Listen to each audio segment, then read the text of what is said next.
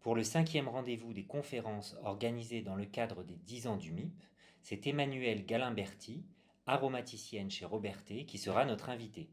C'est au sein de son laboratoire que nous l'avons rencontrée pour qu'elle nous parle de la passion de son métier.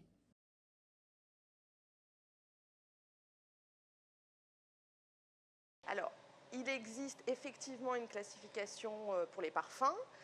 Euh, pour les arômes, ça n'existe pas. Parce que quand on a une demande d'un client, un client nous demande, enfin en parfumerie, on va demander de développer un oriental, un fleuri aldéhydé, ce genre de choses pour aider à donner une direction dans ce que veut le client.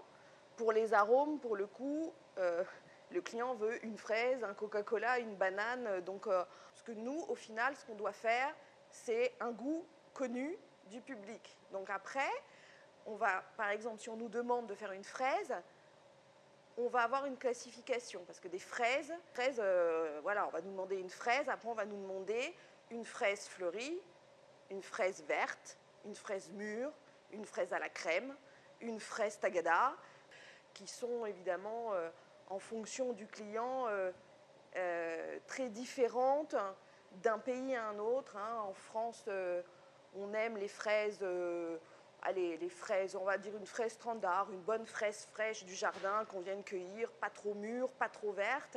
En Espagne, on va aimer des fraises très vertes.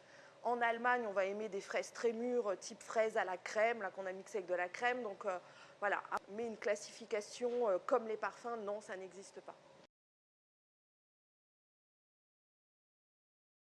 Alors en fait, on ne mémorise pas les arômes, on mémorise, comme les parfumeurs, on mémorise des molécules, des matières premières naturelles, des extraits, des essences. Bon, ça, c'est tout le travail qu'on fait à l'ISIPCA, qu'on apprend à l'ISIPCA. Donc quand on sort de l'ISIPCA, on a une base de travail, on a appris, je ne sais pas, peut-être 200 molécules et 200 matières premières. Et effectivement, au cours de notre carrière, tous les jours, on en mémorise de nouvelles. Et voilà, on arrive, je ne sais pas, peut-être en fin de carrière, on mémorisait 1500, 2000, je ne sais pas, je ne les compte plus. Non, non, les tests gustatifs lors des recrutements, ça c'est vraiment en fonction de l'employeur, en fonction des sociétés. Tout le monde ne recrute pas ses aromaticiens de la même façon. On va dire qu'il y a le background qui fait aussi beaucoup dans le recrutement d'un aromaticien parce que c'est un métier vraiment qui s'apprend. On a des bases quand on sort de l'ISIPCA et après on a un certain parcours professionnel avec une certaine expérience et avec l'expérience évidemment des fois ça suffit à être embauché quelque part. Quand on commence à avoir de l'expérience, on est plus recruté par rapport à des choses qu'on a gagnées, parce qu'effectivement, autant on connaît un parfum, on connaît le nez qui a fait tel parfum, parce que voilà, on est dans l'univers du luxe et ce genre de choses, donc c'est connu au niveau, si on s'y intéresse un petit peu, c'est connu au niveau public. Autant pour un aromaticien, on ne sait pas, enfin je veux dire, le yaourt à la vanille, la laitière, on ne sait pas qui l'a fait, le carambar à la barbe à papa, voilà, mais derrière tout ça, il y a quelqu'un. Et en fait, quand on passe des entretiens dans une société qui recrute, évidemment, on le met en avant, ce genre de choses, et on est... Voilà. Les arômes se construisent de la même façon que les parfums, à savoir note de tête, note de cœur, note de fond. Toujours.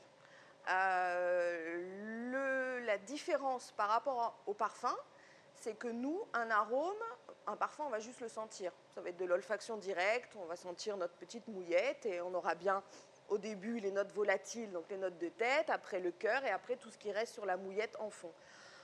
Donc nous, un arôme sur une mouillette se comporte exactement comme un parfum. On va avoir toutes les notes volatiles, qui sont toutes les notes de tête, qui vont nous donner l'impact, la puissance et enfin le premier nez qu'on a sur notre arôme. Après, on va avoir la note de cœur avec une note fruitée qui va nous permettre de reconnaître, de nous dire, bah, tiens, c'est un ananas, c'est une fraise, c'est une pomme. Et après, tout ce qui reste en fond, et qui font que l'arôme va durer en bouche. Après, pour un aromaticien, ce qui est plus compliqué, ou en tout cas qu'il faut gérer par rapport à un parfumeur, c'est que cet arôme va être mis en application dans un produit fini donné. Et qu'en fonction de ce produit fini, on a beau avoir construit notre arôme avec nos notes de tête, nos notes de cœur, nos notes de fond, en fonction du produit fini, on va être obligé de déséquilibrer tout ça parce que le rendu ne va pas être le même. C'est-à-dire qu'un même arôme ne va pas avoir le même goût si je le mets dans un soda, donc une base qui est juste de l'eau gazeuse avec un peu de sucre, ou si je le mets dans une gomme à mâcher, type chewing-gum, ou si je le mets dans un yaourt. Et donc nous, notre travail en tant qu'aromaticien, c'est de goûter déjà tout ce qu'on fait, obligatoirement dans le produit fini, et de rééquilibrer toutes les notes qui ont disparu dans le yaourt ou qu'il faut, du coup, je vais augmenter aussi toutes ces molécules.